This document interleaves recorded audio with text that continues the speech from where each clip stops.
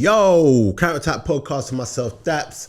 Guys, keep liking, subscribing, sharing, all that good stuff. I said I'm going to give you back-to-back videos every day this week, or at least 5 anyway. So here we go. Yeah, what am I talking about today? Yes, I mentioned in yesterday's video that I really want to touch on this Paul Pogba situation. And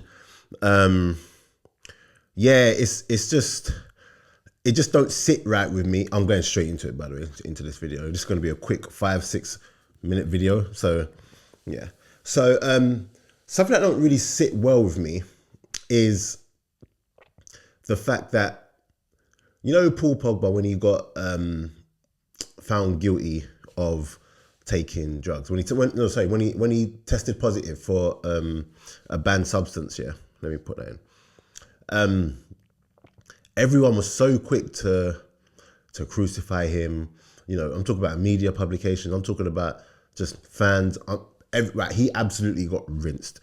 Everyone was like, he's finished. They started bringing up, you know, his failed career and how he's gonna go down as one of the biggest flops or whatever. Like, he just absolutely got crucified when he tested positive and got the 4-year ban.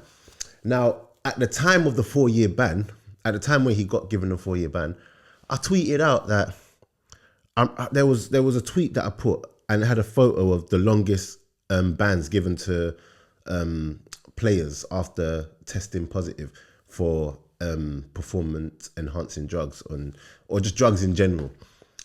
The longest was, in fact, I'm gonna find it for you. Yeah, I'm gonna find it for you. Bear with me.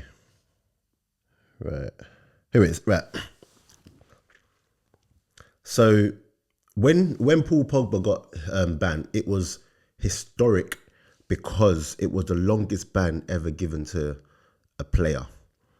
The longest doping ban, sorry. So the longest before him was 15 months. And that was to Diego Maradona, who was definitely on the stuff.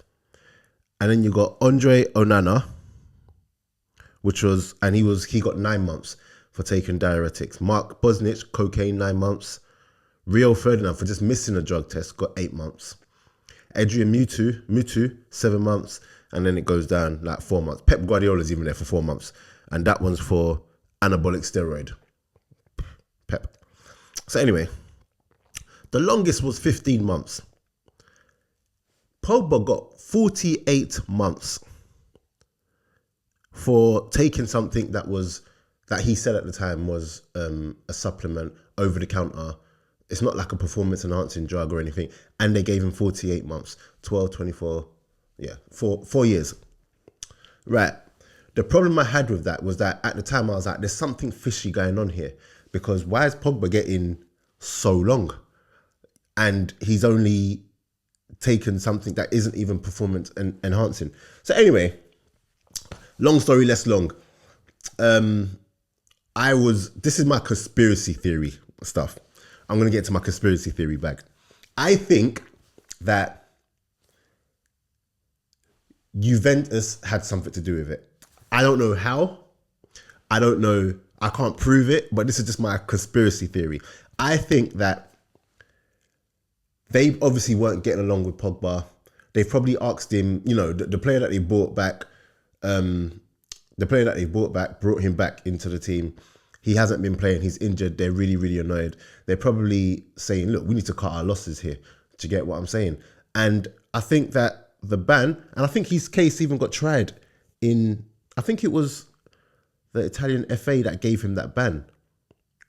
Something in Italy. Don't quote me on that. But, and you know, they're all in bed with each other. This is my conspiracy theory hat.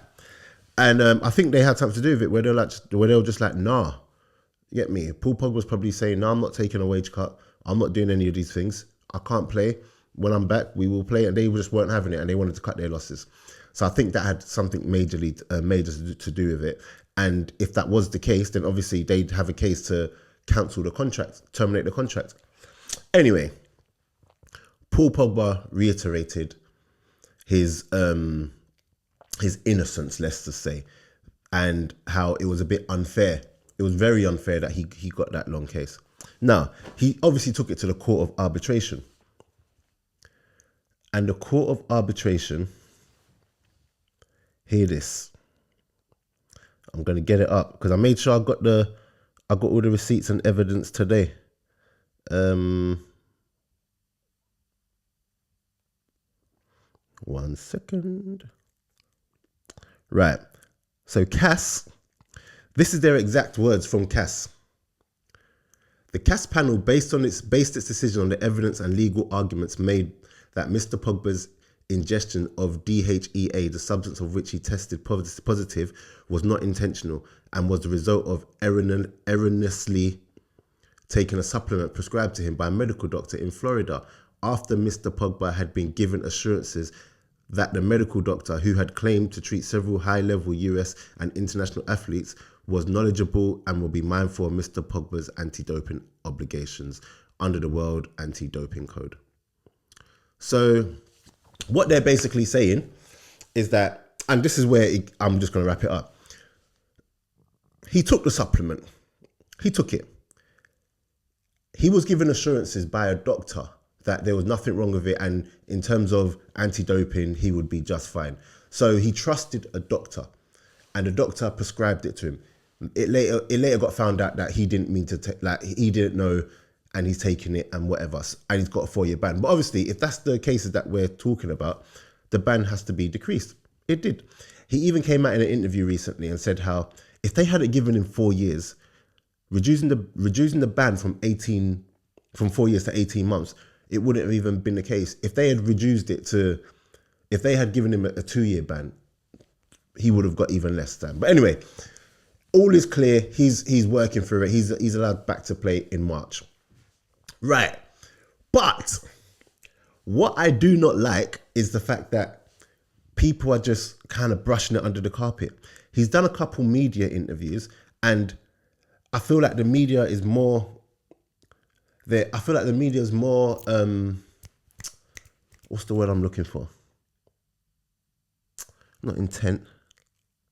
Yeah, I feel like the media is more concerned about having Pogba on their media platforms as opposed to actually really getting his story out there. So even when they're interviewing him, they're asking him questions and that have nothing really to do with him being back or coming back in March and the injustice that he actually received in regards to the 4-year ban. They're not really interested in that.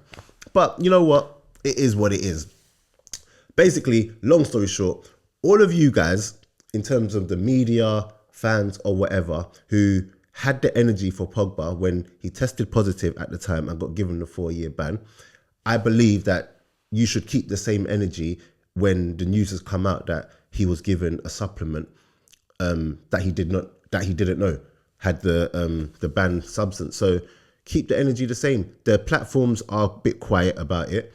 You know, like I said, the only thing that they're really putting out is anything that he's basically done. So any interviews he does with like a Sky or something, that's what they'll put out.